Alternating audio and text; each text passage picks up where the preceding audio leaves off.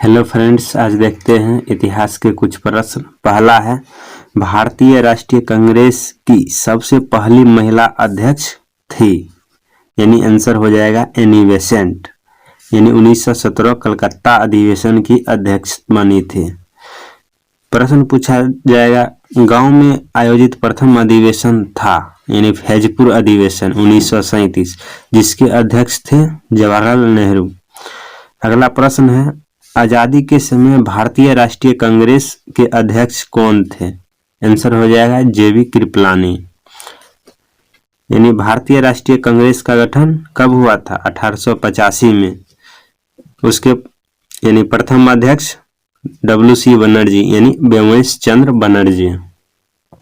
प्रश्न है, बंग भंग आंदोलन या स्वदेशी आंदोलन किस वर्ष हुआ था? आंसर हो जाएगा 1905, करजन के समय। 1919 में खिलाफत आंदोलन हुआ था। 1923 में स्वराज पार्टी की स्थापना यानी मोतीलाल नेहरू और चित्तरंजन दास ने किए थे। 1931 में गांधी और इरविन के बीच एक समझौता हुआ था, यानी 1931 गांधी इरविन समझौता। अगला प्रश्न है, मोपला विद्रोह से प्रभावित क्षेत्र? आंसर हो जाएगा मालाबार, यानी केरल में है। पूछा जाएगा, तेभागा आंदोलन कहाँ में हुआ था? बंगाल में। पाइक विद्रोह उड़ीसा में। मुंडा विद्रोह या उलगुलान विद्रोह कहाँ हुआ था? झारखंड में। अगला प्रश्न है, 1857 की महान क्रांति का प्रतीक था कमल और रोटी। इसी से संबंधित है पील कमीशन, यानी 1857 की क्रांति जांच हेतु किया गया था। जगदीशपुर से नायक कौन थे? कुंवर सिंह। बरेली से खान बहादुर खान। फतेहपुर से अजीमुल्ला। अगला प्रश्न है, भारत में नागरिक सेवा का जनक किन्हें माना जाता है? आंसर हो जाएगा लॉर्ड कॉर्नवालिस। इसी तरह पूछा जाएगा, सहायक संधि पद्धति शुरू किसने की? आंसर हो जाएगा बेलेजली। डॉक्ट्रिन ऑफ लेप्सी यानी व्यक्तिगत सिद्धांत डलहौजी से संबंधित है। यानी रिपन से संबंधित एक प्रश्न है, फ्लोरेंस नाइटिंगेल ने रिपन को भारत के उद्धारक की संज्ञा दी, यानी भारत के उद्धारक की संज्ञा किसने दी रिपन को? आंसर हो जाएगा फ्लोरेंस नाइटिंगेल। अगला प्रश्न है, गुरुमुखी लिपि का आरंभ किसने किया? आंसर हो जाएगा गुरु अंगद। इसी तरह पूछा जाएगा, आदि ग्रंथ की रचना किसने की?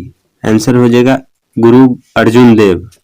अगला प्रश्न है, किसने फारसी में जफरनामा लिखे थे? आंसर हो जाएगा गुरु गोविंद सिंह। अगला प्रश्न है, शिवाजी के मंत्रिमंडल को कहा जाता है? आंसर हो जाएगा अष्टप्रधान।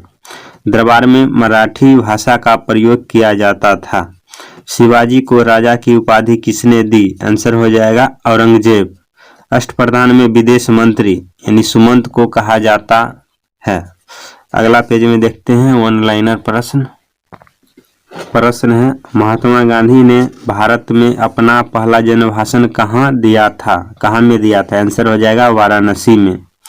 अगला प्रश्न है, लाइफ डिवाइन पुस्तक के लेखक? हो जाएगा अरविंद घोष।